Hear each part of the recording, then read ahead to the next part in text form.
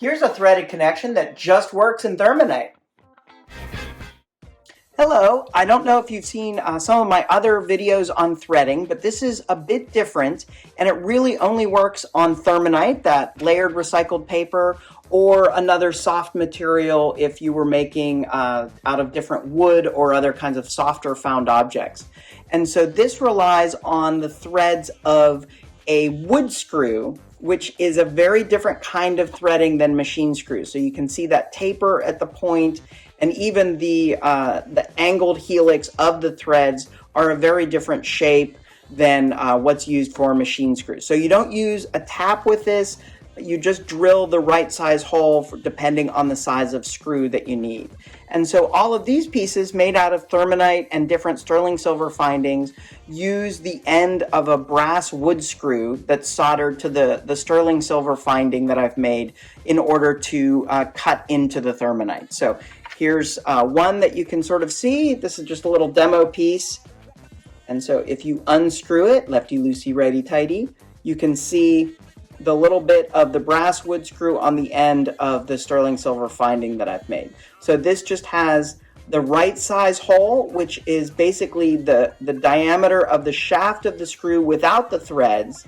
And then you carefully start cutting the threads just with that section of the brass wood screw itself. So you don't use any other tap or anything like that. So since it's a little bit hard to see, I drew a fun little drawing that I would normally put up on the whiteboard for students at school and everything. But here you can see the softer material, Thurmanite or wood or whatever you're working with. Here would be the section of that end of the brass wood screw, and then whatever kind of sterling silver finding that you want to solder to that. And again, you're just drilling the hole for the size of the screw that you're working with without the threads, and then just using the screw itself to cut the threads into the material. So I'll go over how that's used in a couple of these different pieces. So this pendant with the bail is very similar to this one. It's just a different configuration of the bail, and that I've kind of tippy tapped this bail down into place to conform to the lathe turn section of the pendant.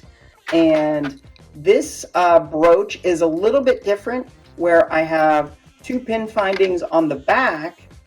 And so what I've done is I've cut that sterling silver plate square so that I can go in with something like parallel jaw pliers and then tighten or loosen that as I'm cutting it into the material. So then the screw is just the right length that it's not going to pop out of the front, but hold it securely enough so that then the tie tack that's soldered to the back of that plate holds it on securely. And this is actually a favorite pin of mine that I've made that I wear a lot, so I know that it's really functional and useful.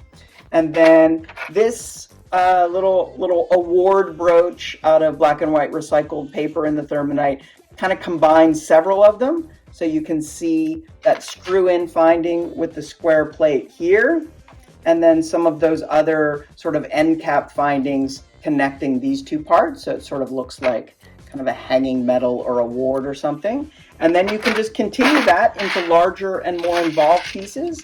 So these are 3 Thurmanite components that I made out of that black and white recycled paper turned on a lathe. And so they have sort of one shape and pattern on one side and then a recessed one on the other side.